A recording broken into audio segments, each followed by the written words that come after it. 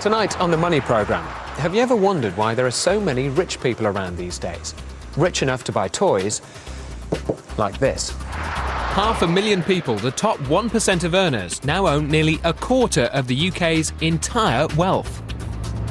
Seeing a lot of our clients with 20 million to 200, 300, 400 million. Over the past 10 years, the super rich have doubled their money. The earnings of the super rich just keep on accelerating away from the rest of us. When I was about 7, I said to my mother, how much money do I have to make to be able to eat caviar every day? Tonight, how across a range of professions, there's a new breed of superstar earner and spender. Someone just recently spent £85,000 on champagne in one night. So who are these wealthy individuals? How do they make their money and how do they spend it? We investigate the rise and rise of the super rich superstar.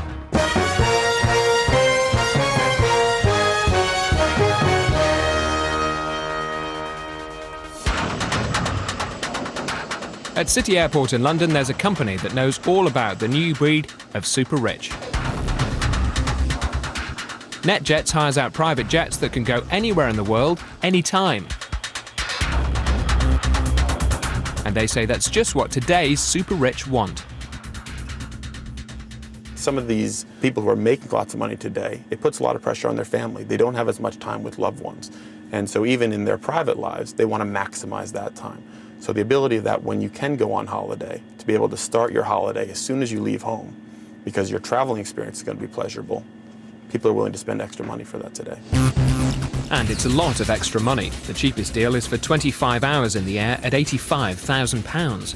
But plenty of people are prepared to pay this and more. How many people are using the service now than, say, 10 years ago? Well, if you look at NetJets in Europe, 10 years ago, we had just come to into the continent, and we had no customers. 5 years ago, we had 18 aircraft and 89 customers, whereas today we have 135 aircraft and 1,500 customers. So if you compare us to, say, the airlines, we have the seventh largest fleet of aircraft in Europe, and we're growing faster than anybody else. The growth of the private jet industry is just one sign that there are more super rich people than ever before. Madonna and her family travel by private jet, as does superstar violinist Vanessa May.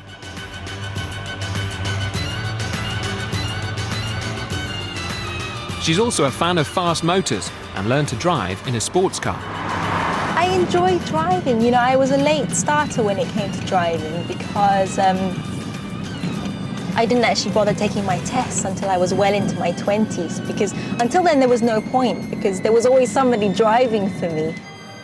Today she's test driving a potential new purchase, an £80,000 Audi R8 supercar with a 2-year waiting list. How many albums do you think this car would cost you? Do you know how many you'd have to shift to buy? I think about 75,000.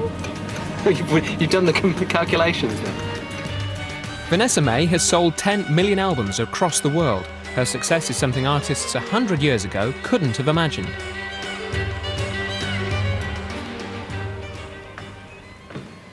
This is the Wilton Music Hall in London. It's the oldest and the last surviving of the grand music halls. In its heyday in the 1850s and 1860s, 1,000 people would cram in here to see acts like Champagne Charlie perform. But the size of the venue would obviously limit the size of the audience, and therefore the amount of money a star turn could take home in one night. Recording technology and modern communications now lets performers sell themselves to global audiences and earn far more money. The exposure that you get around the world is only thanks to technology. I mean, if I had to flog my albums 50 years ago by taking a boat here, I mean, it would have taken me 5 years to promote one album. So definitely, I mean, we live in a different world. Technology has enabled superstars like Vanessa May to become powerful brands.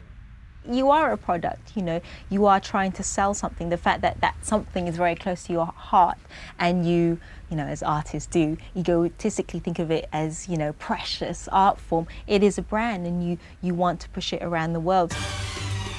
Vanessa May is the richest young musician in Britain, beating pop stars like James Blunt and Coldplay's Chris Martin. Her personal fortune is £32 million. And today's technologies, the web and global communication, are making a whole range of people incredibly rich. It's what economists call the superstar effect.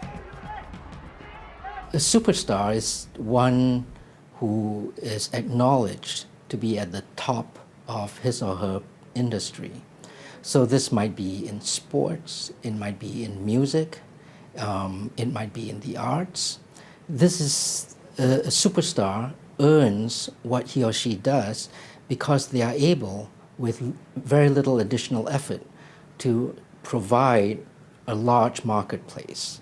And that large marketplace demands what it is that they provide. And because everybody wants to buy the best, these high flyers leave their less successful competitors far behind. Because of this desire by the marketplace to enjoy the goods and services of the number one provider, the identified, acknowledged superstar, it is as if that the winner in that industry has gotten the entire marketplace. It is a winner-takes-all kind of effect. One place you clearly see the superstar effect is the Premiership. In sport, it's definitely winner takes all. In football, Premiership players earn 3 times more than the players in the league below them, the Championship. And players for teams like Brentford, Whisper, earn 13 times less than the players at the top. When England captain Bobby Moore won the World Cup in 1966, he earned £100 a week. Today's England captain John Terry hasn't won the World Cup, but reportedly earns over £130,000 a week. That's because, unlike in the 60s, television can beam every game across the world. The Premier League is a global franchise. It is watched by 500 million people in the world, more people than we've lifted out of poverty in the last 20 years. You know, each match that the Premier League plays when it's broadcast in China attracts an audience of 300 million. You know, the icons of the Premier League, the David Beckhams, you know, they're attacked by screaming schoolgirls. It's completely changed the game. This came out of technology and globalization. All Premiership footballers are wealthy, but the superstars earn disproportionate amounts. As David Beckham's former agent discovered, the top players can get huge sums from endorsements. It's grown exponentially. I can remember explaining to people how it would grow because of television, especially because of the growth of pay television. And the money in football now bears no relation at all to when I started. By putting his face to sunglasses and other products, Beckham earned over £11 million last year. In the 1960s, of course, pop stars were better known, a lot better known than footballers. Now, I suspect, because of their longevity, footballers are better known than most pop stars. It's not just footballers. Racing driver Lewis Hamilton is expected to earn £10 million next season. If his success continues, he'll catch Beckham within 10 years. But golfer Tiger Woods is way out in front with a fortune of £145 million. The superstar effect is moving beyond music and sport. Now, to that, you add the butter in flakes with a well-scrubbed hand. When Fanny Craddock was queen of the cookery shows, even the top chefs earned crumbs compared to today's superstar cooks. You'll get your knife in there, and you'll feel the edge of it. Anthony Worrell Thompson is demonstrating how to cook lamb tagine at his restaurant. For a couple of hours' work, he can earn thousands of pounds.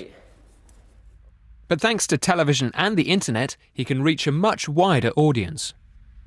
You're known all over the world. You can go to South Africa, you can go to Israel, wherever, and someone will come up to you and say, great, I love your programmes. So there is recognition wherever I go around the world. I was even in Zimbabwe, Harare Airport, and some woman came up to me and said, you must wash your hands more on the telly. You know, so it's fascinating. You can target lots of parts of the world. His fame means he can sell his products to a global market with no extra work. That's the superstar effect.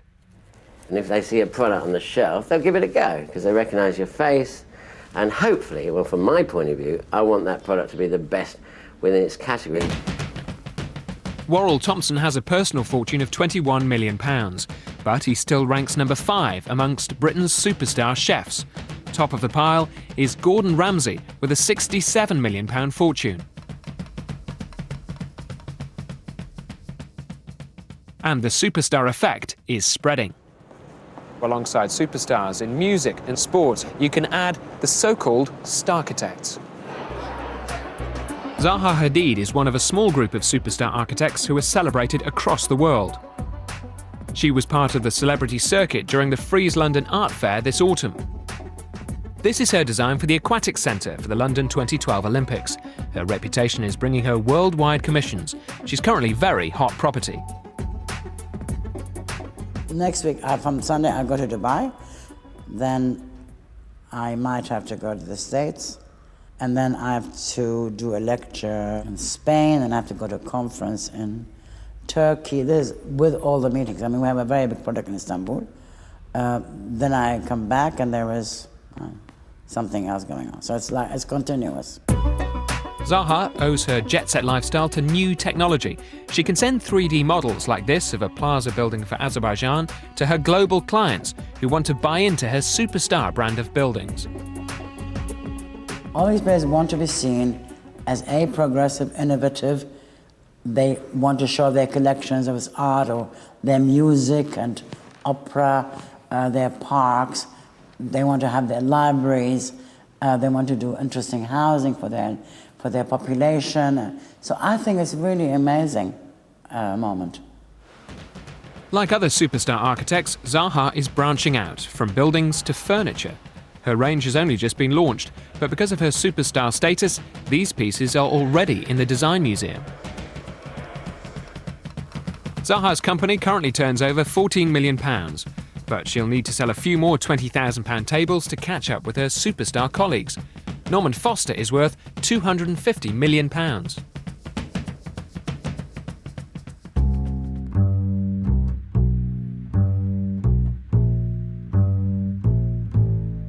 Superstar status in the art world is nothing new. Look at Andy Warhol and his 15 minutes of fame back in the 60s.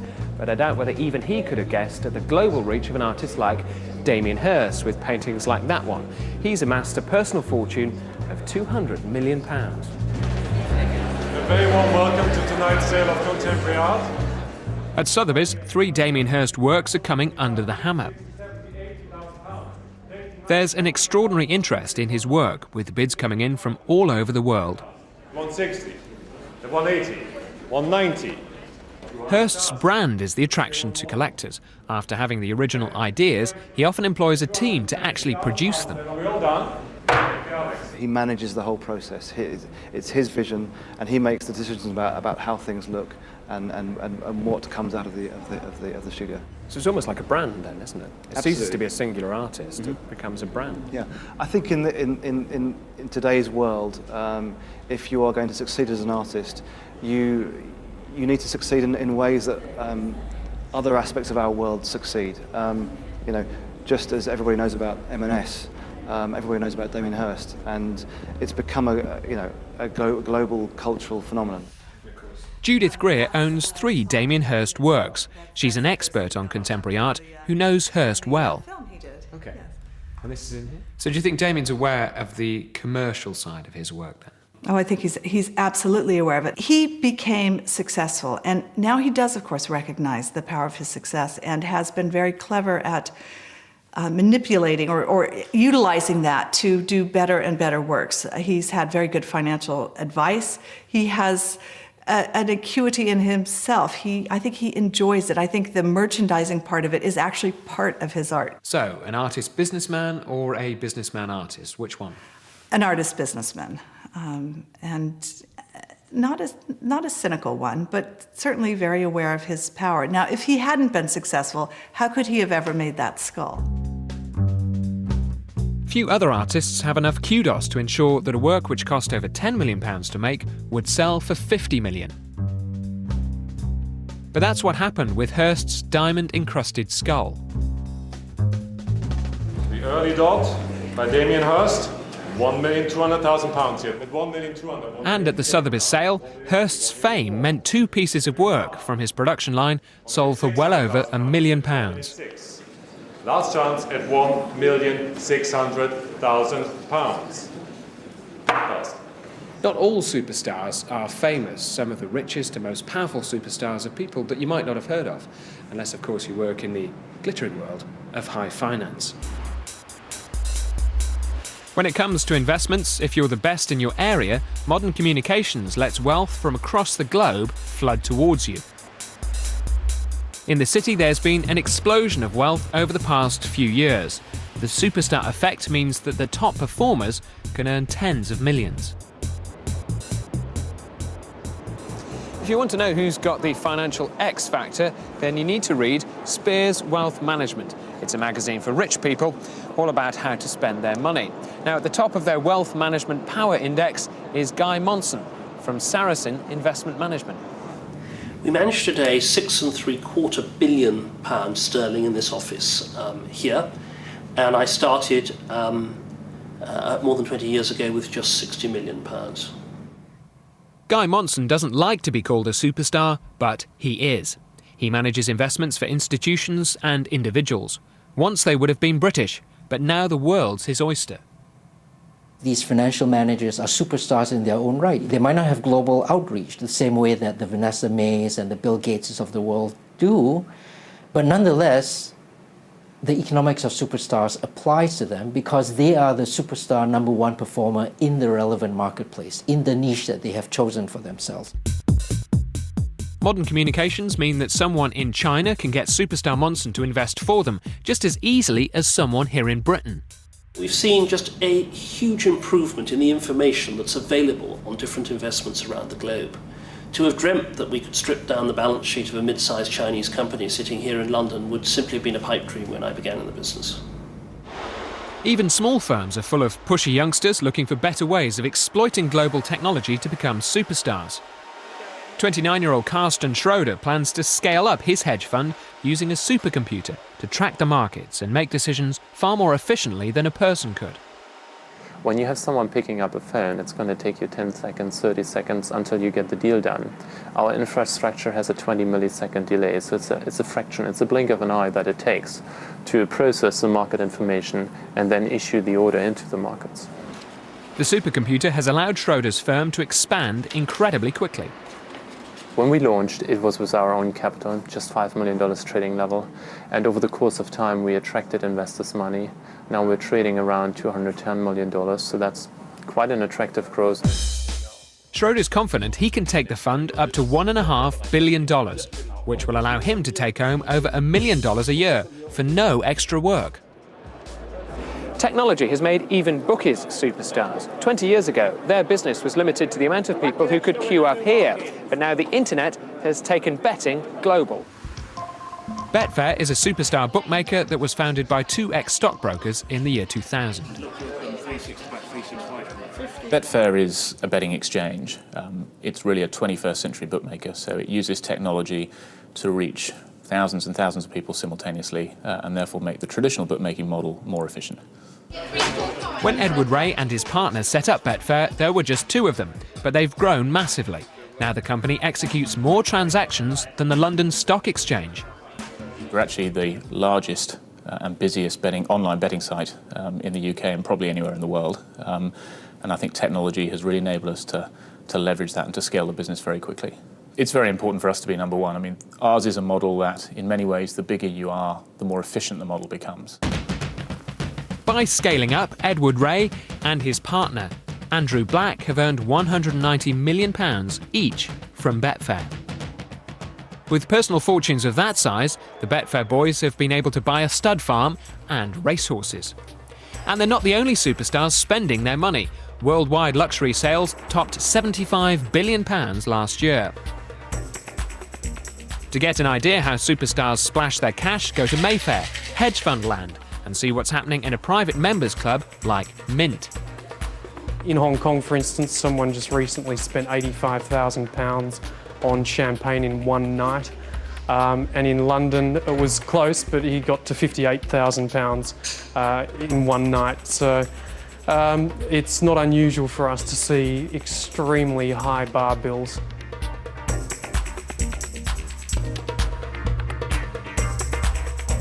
And when they're not out living the high life, superstars often have a number of homes they can choose to relax in.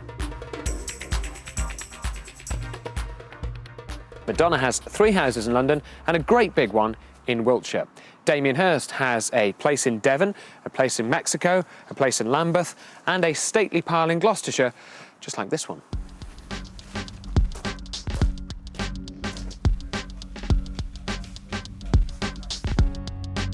To help superstars find their dream house, estate agents like Justin Marking offer a bespoke service. This house has been on the market for, what, a month? Yeah, it's been on the market for a month. The guide price is 3.25, and it amounts to about 6.5 acres, 6 bedrooms, and a guest cottage, which is exactly what people want at the moment. By tapping into the global market, Britain's top earners have inflated their bank balances. How's the market changed over the last 10 years? I think there has been if you like, a disproportionate increase in wealth. It's in a funny sort of way, it's the Industrial Revolution repeating itself. You know, the wealth, the disproportionate wealth, used to be coal mines. Now it's from a computer screen, and we're finding people with a lot of money buying country houses and actually forming, if you like, a collection of properties, both in London, country here, and abroad. The top-end housing market is still growing by 10%, thanks partly to superstar demand. And houses aren't the only big purchase they're making.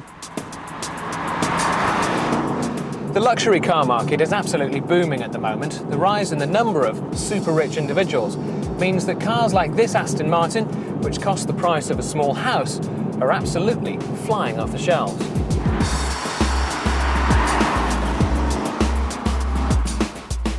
Aston Martin have come from a cottage industry to a global manufacturer. We've gone from selling 200 cars a year, or building 200 cars a year worldwide, really to doing this year 7,000 units, or 7,000 cars. The demand for luxury yachts has also risen. Yacht makers like Sunseeker and Princess have waiting lists longer than the decks of their boats.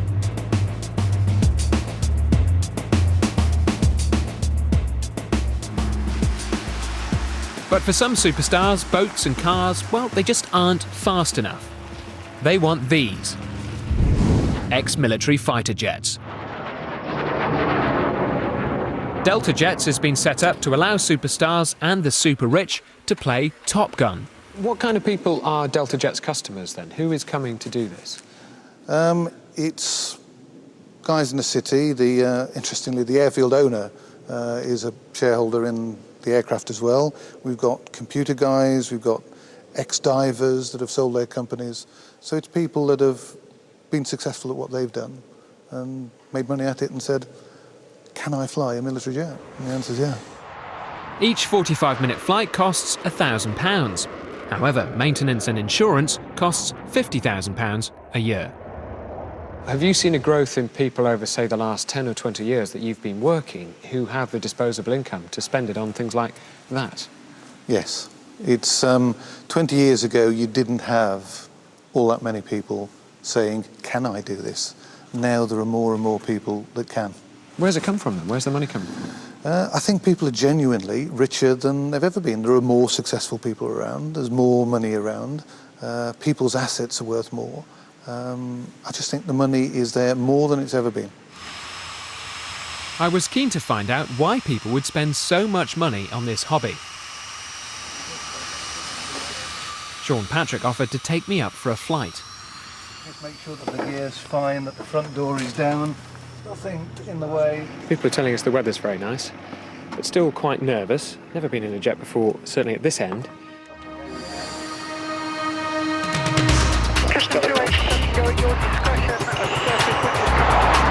Ready.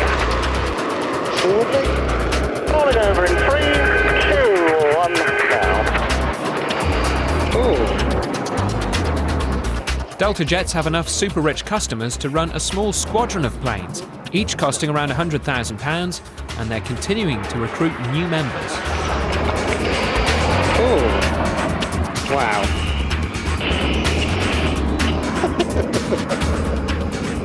Feeling okay? Yeah. My head feels quite heavy. Sorry, I'm just doing this. Thank you. This is an amazing experience, but if I was a superstar, I think I'd prefer something with a drinks trolley. Delta, land at your discretion, service with this car. So how does the way superstars spend their fortunes affect the rest of us? Economists and policymakers talk about a trickle-down effect. Big spenders will have to spend their money not on buying their own goods and services, but on the things that the rest of society provides. So almost mechanically, the marketplace disseminates a lot of that wealth. The trickle-down effect works in shops that cater to the super rich.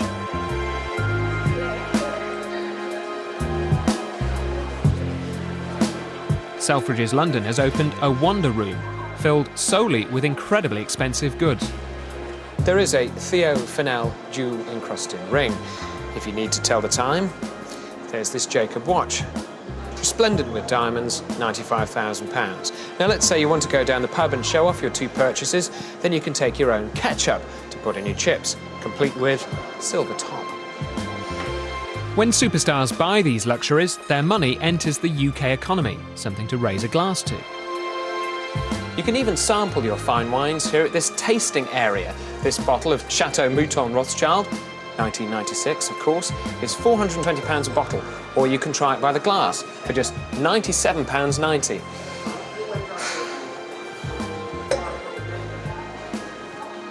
But we shouldn't fool ourselves. Only a fraction of the new superstar wealth will be spent or even invested in Britain. Private banker Peter Charrington helps his super-rich clients invest their money. Although these are people who will clearly have significant interests here in the United Kingdom and invest here in the United Kingdom, they're also looking to place their money around the world and take advantage of what they're seeing around the world, whether that be in China and India, whether that be in Latin America, whether that be in private equity or hedge fund businesses, around the world. And that's particularly important to our types of clients. The growth in the global economy is making most of us wealthier. Yet it's also created a world where the earnings of the rich are shooting away from the rest of us. And globalisation means today's superstar earnings are just the beginning. Our ambition over the next few years is absolutely to continue to grow the business aggressively, rapidly, and that will necessitate us becoming a genuinely global operator. At the moment we're trading 29 fully electronic markets around the globe, but there will be more additions towards the end of the year. I think what you'll see over the next few years is that wealth continues to increase significantly. Whether we love them or hate them, the global superstars are set to become Britain's newest and most powerful elite. For more information, go to bbc.co.uk/money programme. Next week, I'll be reporting on Airfix. Can the original boy's toy really make a comeback with the PlayStation generation? That's next Friday at 7 here on BBC Two. Extraordinary images of life in China, India and Mongolia, captured by camera in 1912. The Edwardians in colour next here on BBC Two.